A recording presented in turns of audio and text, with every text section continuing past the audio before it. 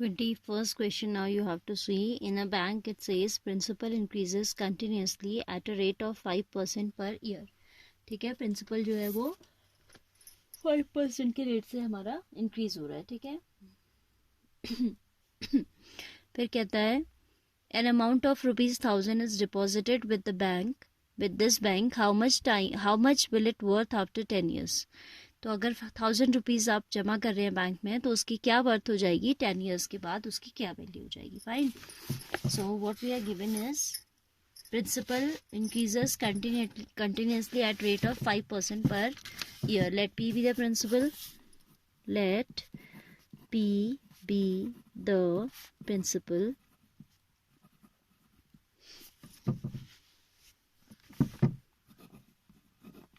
ठीक है, तो change in principle that is dp by dt वो किस हिसाब से हो रहा है, PRT अपॉन 100. आपको पता है ना कि किस हिसाब से आपका प्रिंसिपल चेंज होता है, बढ़ता है.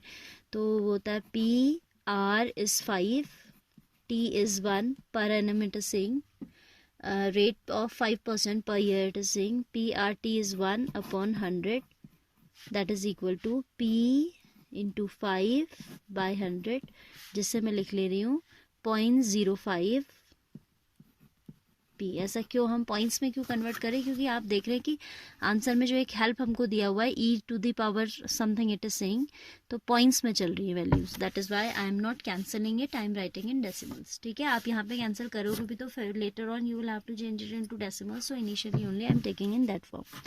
तो what do we have dp by dt is equal to 0.05 P.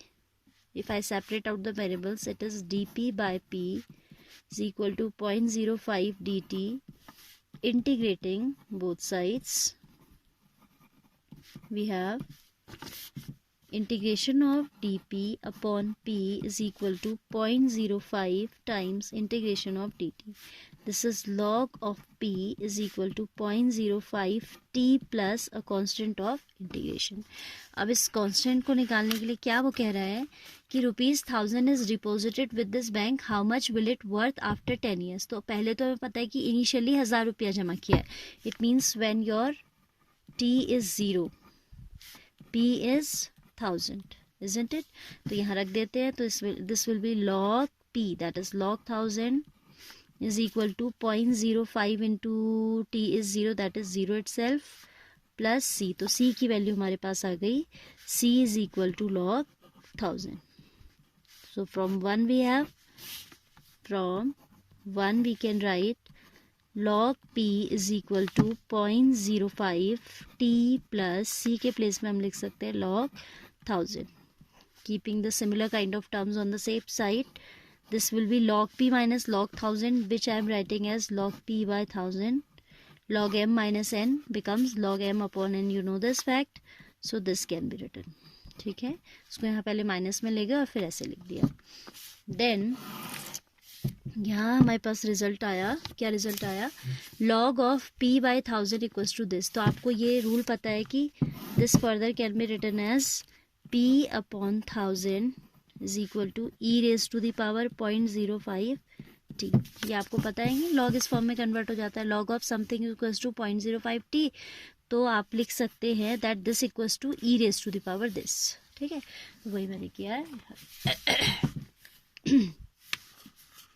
ना वो कह रहा है कि अच्छा, क्रॉस मल्टीप्लिकेशन से क्या हो जाएगा, p हो जाएगा आपका 1000 of times of e raised to the power 0.05 t. ठीक है, तो कहता है कि if 1000 rupees is deposited with this bank, how much will it worth after 10 years. T years के बाद आपको रिलेशन पता है कि p में ये चेंज आते हैं, p becomes 1000 times of e raised to the power 0.05 t. तो वो कह रहा है कि अगर t 10 हो जाए तो p कितना होगा. If t is 10 then p का वर्थ कितना होगा, p का वैल्यू कितना होगा, वो हो जाएगा 1000 of e to the power 0.05 into t, that is 10, that is 1000 times of e to the power 0.5 है ना. Decimal will shift by 1 place and इसकी वैल्यू हमें दी है 1.648. This value we are given as e to the power 0.5 we are given as 1.648.